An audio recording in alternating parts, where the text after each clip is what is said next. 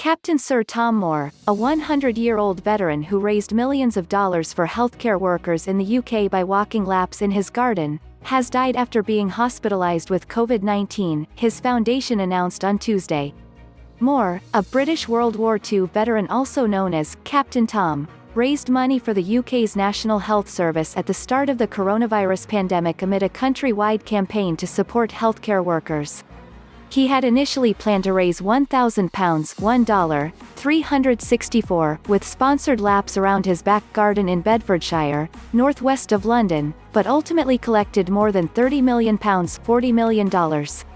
In the weeks and months that followed, he was named an honorary colonel at Harrogate's Army Foundation College and was knighted by Queen Elizabeth II at Windsor Castle. Queen Elizabeth knighting Captain Tom.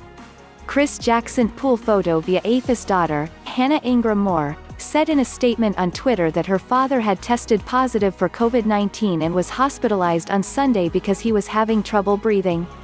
He was also being treated for pneumonia before his COVID-19 diagnosis. In a statement to the BBC, Ingram Moore and Moore's other daughter, Lucy Teixeira, said they spent the last hours of their father's life sharing, laughter and tears, and reminiscing about their childhood. The last year of our father's life was nothing short of remarkable. He was rejuvenated and experienced things he'd only ever dreamed of, they said. Whilst he'd been in so many hearts for just a short time, he was an incredible father and grandfather, and he will stay alive in our hearts forever. The Queen of England and Prime Minister Boris Johnson also celebrated Moore's life in statements.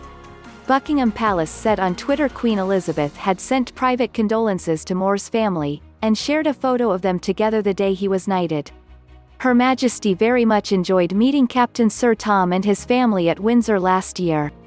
Her thoughts and those of the royal family are with them, Buckingham Palace said.